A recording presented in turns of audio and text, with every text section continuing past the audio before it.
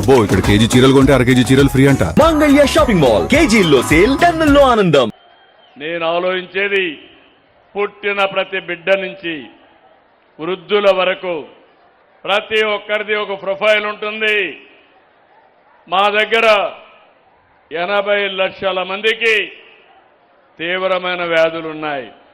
అది బీపీ కావచ్చు, లేకపోతే షుగర్ కావచ్చు, క్యాన్సర్ కావచ్చు, కీళ్ల నొప్పులు కావచ్చు, లేకపోతే ఇంక కొంతమందికి హార్ట్ ప్రాబ్లం కావచ్చు, అన్నీ ఉన్నాయి. ఇవన్నీ మనం చూస్తే కొన్ని కారణాల వల్ల వస్తున్నాయి. ఎక్కువ రైస్ తింటాం. ఒకప్పుడు మన ప్రాంతంలో చూస్తే జొన్నలు, రాగులు, సజ్జలే తినేవాళ్ళం. మా పెద్దవాళ్ళు ఉన్నారు, డబ్బులుండేవాళ్ళు మాత్రం బియ్యం తినేవాళ్ళ, తెల్లన్నం తినేవాళ్ళు.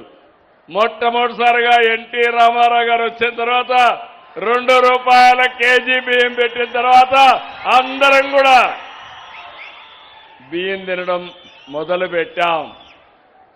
స్వీట్లు ఎక్కువ తినడం కూడా మొదలు పెట్టాం స్లోగా.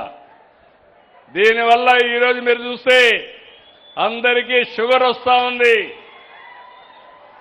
డయాబెటిక్ అయిపోతున్నారు.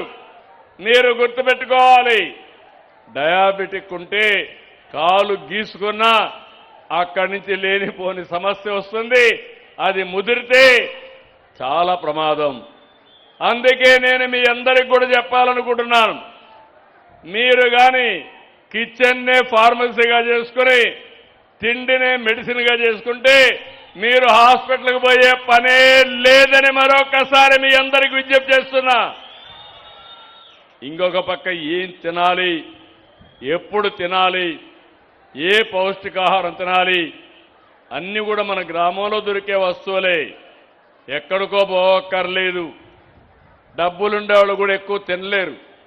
వాళ్ళకు కూడా షుగర్ వచ్చి లేకపోతే లేనివంటి రోగాలు వచ్చిన తర్వాత మీరే బెటర్, కనీసం తింటే జీర్ణించుకునే శక్తి ఉంటుంది. కానీ వారు తింటే మాత్రం గోళీలు వేసుకోవాల్సిందే ఎప్పటికప్పుడు.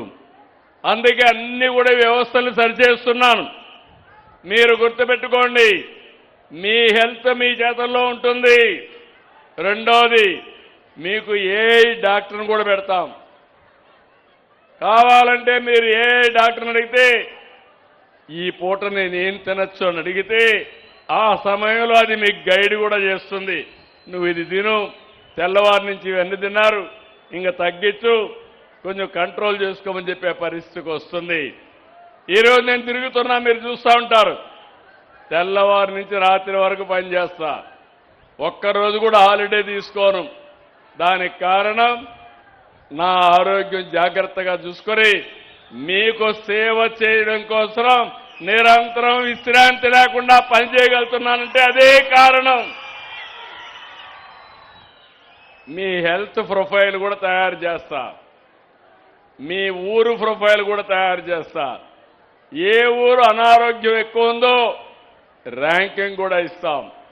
ఏ వ్యక్తి హెల్త్ ఎట్టుందో దానికి కూడా ర్యాంకింగ్ ఇస్తాం.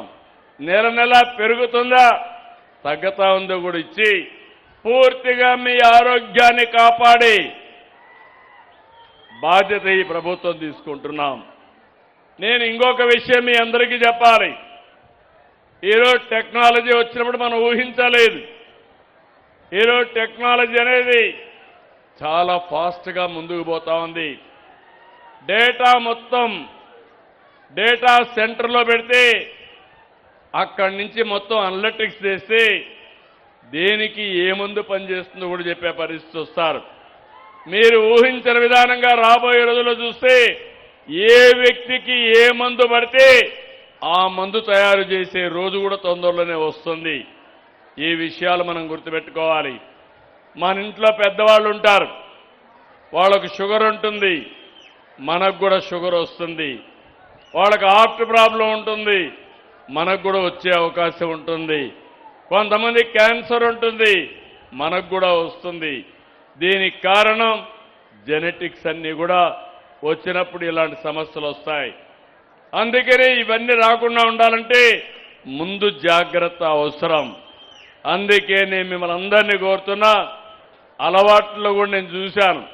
ఒకటి తిండి, ఈ మధ్య అయితే అందరం జంక్ ఫుడ్ తింటున్నాం. ఒకప్పుడు స్వచ్ఛమైన తిండి తినేవాళ్ళం. ఇప్పుడంతా ఎక్కడంటే ఎక్కడ ఏదంటే తినడం మొదలుపెట్టాం. దీనివల్ల కూడా అనారోగ్య సమస్యలు వస్తున్నాయి. రెండవ పక్కన మీరు ఒక్కసారి చూస్తే చేతిలో ఎప్పుడూ ఫోన్ ఉంటుంది. 24 గంటల ఫోన్ చూస్తారు. ఇంట్లో ఉంటే పేదవాళ్ళు కూడా తల్లికి వచ్చి మాట్లాడడానికి వీలు కాకుండా మెసేజ్ పెడతాడు. భార్య భర్తకు మెసేజ్ పెడతాడు. ఇది ఎక్కడిదో ఆలోచించుకుంటే ఒకే బెడ్రూమ్లో ఉన్న మెసేజ్లు పెట్టుకునే అలవాటు అయిపోయింది. రెండోది మీరంతా సోషల్ మీడియాలో చూస్తూ ఉంటారు, సీరియల్ చూస్తారు, ఇంకా కొన్ని లేనిపోని వస్తాయి, అవన్నీ చూస్తూ ఉంటారు. విద్వేషాలు రెచ్చగొడతారు, నేరాలు నేర్పిస్తారు, మోసాలు నేర్పిస్తారు. ఇవన్నీ చూసి మీ ఆరోగ్యాన్ని పోగొట్టుకునే పరిస్థితికి వచ్చారు. సోషల్ మీడియా ఒక సమస్యగా తయారవుతుంది. దీన్ని కూడా మనం అధిగమించాలంటే మనం ఆలోచించుకోవాల్సిన అవసరం ఉంది. నేను అందుకే మిమ్మల్ని అందరినీ కోరుతున్నాను. ఈరోజు డెవలప్మెంట్ చేస్తా, సంక్షేమాన్ని పెడతా, మీ ఆదాయాన్ని పెంచే మార్గం, అదే సమయంలో మీ ఖర్చులు తగ్గించే మార్గం కూడా ఆలోచిస్తున్నాను. పోయిన ఎన్నికల్లో మీకు ఒక మాట ఇచ్చాను, అభివృద్ధి చేస్తాం, సంక్షేమ కార్యక్రమాలు చేస్తామని. నేను అడుగుతున్నా మిమ్మల్ని, ఎప్పుడు చెప్పిన కార్యక్రమం ప్రకారం రెగ్యులర్గా సూపర్ 6 ఇస్తున్నామా లేదా అని మిమ్మల్ని అడుగుతున్నాను. వస్తా ఉంది అంటే గట్టిగా చెప్పండి, చప్పట్లు కొట్టి వస్తా ఉందని. రెండోది, డెవలప్మెంట్ పైన ముందుకు పోతున్నాం. ఈరోజు రాయలసీమలో జాతకాన్ని మార్చాం. ఒకప్పుడు రాయలసీమ రాళ్లసీమ, రాబోయే రోజుల్లో రాయలసీమ రాళ్లసీమ కాదు. ఇలాంటి ఆలూరు లాంటి నియోజకవర్గాలు ఇంకా వెనుకబడి ఉన్నాయి. అందుకే నేను చెప్పాను, వేదావతిని నేనే ప్రారంభించా, దాన్ని మళ్ళా పూర్తి చేసి మీకు నీళ్లు ఇస్తా.